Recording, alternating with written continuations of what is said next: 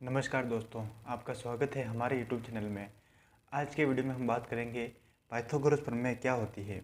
मैं आपको आज के वीडियो के माध्यम से यह समझाऊंगा कि पाइथागोरस प्रमेय क्या होती है, कौन से त्रिभुज पर यह लागू होती है और ऐसे इसके द्वारा हम प्रश्नों को कैसे हल कर सकते हैं।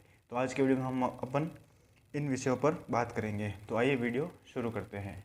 तो देखिए दोस्तों, पाइथागोरस प्रमेय आपको इस चीज़ का ध्यान रखना है कि जो पाइथागोरस प्रमेय होती है वो सदैव समकोण त्रिभुज पर लागू होती है। कौन से त्रिभुज पर? समकोण त्रिभुज पर। इस चीज़ का आपको ध्यान रखना है, ठीक है। पाइथागोरस प्रमेय हमेशा समकोण त्रिभुज पर लागू होगी। अब ये समकोण त्रिभुज किसे कहते हैं? समकोण त्रिभुज देखिए, जैसे एक त्रिभुज है ए, बी और सी, ठीक है। ऐसा त्रिभुज होता है समकोण त्रिभुज जिसमें एक भुजा जो होती है आपके 90 डिग्री की होती है। कितने डिग्री की? एक भुजा 90 डिग्री की होती है। और हमेशा ये जो तीनों भुजाएं हैं, इन तीनों भुजाओं का नाम होता है। समकोण त्रिभुज में इन तीनों भुजाओं को क्या क्या नाम होता है वो अपन बात करते हैं। 90 डिग्री के सामने वाली भुजा हमेशा कर्ण कहलाती है, कर्ण, ठीक है। और एक कोण हमेशा थीटा डिग्री होता है। कितना? थीटा, जो अपन को ज्ञात नहीं है।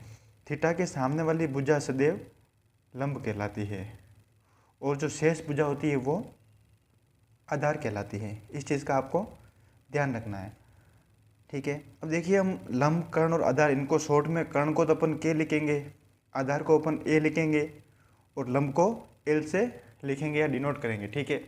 अब देखिए बच्चों, आपको ये ध्यान रखना है कि समकोण त्रिभुज में जो ये आधार वाली भुजा है, इसका अर्थ ये नहीं कि जो नीचे जो भुजा होती है इसको ही आधार कहते हैं।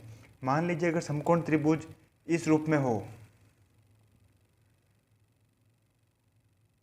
इस रूप में अगर समकोण त्रिभुज है, इसमें मान लीजिए ये वाली भुजा 90 डिग्री की है, ठीक है।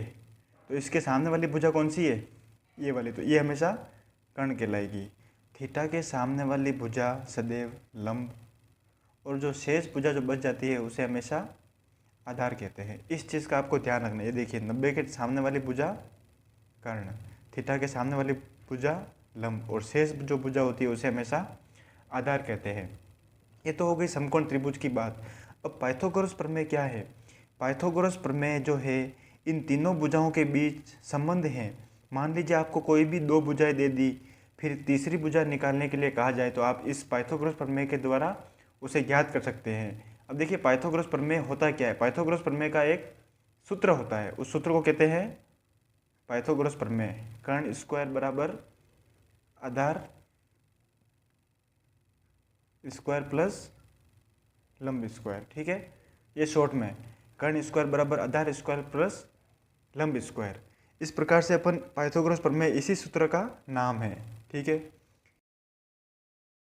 इसका नाम पाइथागोरस प्रमेय इसलिए पड़ा क्योंकि पाइथागोरस नामक वैज्ञानिक ने इस सूत्र का व्युत्पन्न किया था या इस सूत्र का निर्माण किया था। अब देखिए, कर्ण स्क्वायर बराबर आधार स्क्वायर प्लस लंब स्क्वायर, इस सूत्र से अपन इसके जो तीनों भुजाएं होती है, लंब, आधार और कर्ण, इनके मान ज्ञात कर सकते हैं। जैसे मान लीजिए कोई समकोण त्रिभुज है एक, ठीक है, उसमें ये हमेशा कोण 90 डिग्री का होगा, ठीक है। अगर मान लीजिए ये वाली भुजा 3 सेंटीमीटर मान लीजिए, कोई भी इकाई मान लीजिए, ये मान लीजिए 4 इकाई की, ठीक है। तो ये वाली जो भुजा है कर्ण, इसका मान क्या होगा वो अपन को ज्ञात करना है कि सर इसका मान क्या होगा। वो अपन इस सूत्र के द्वारा ज्ञात कर सकते हैं। कैसे? देखिए, सूत्र क्या है, शॉर्ट में लिख रहा हूँ। कर्ण स्क्वायर बराबर आधार स्क्वायर प्लस लंब स्क्वायर। अपन को कर्ण स्क्वायर का मान ज्ञात करना है, तो मतलब के का मान ज्ञात करना है। स्क्वायर इधर जाएगा तो अंडर रूट लग जाएगा, ए स्क्वायर प्लस लंब स्क्वायर, ठीक है। अब देखिए, के बराबर अंडर रूट, आधार का मान कितना है? 4 इकाई, 4 का स्क्वायर प्लस 3 का स्क्वायर। 3 किसका मान है? 3 लंब का मान है।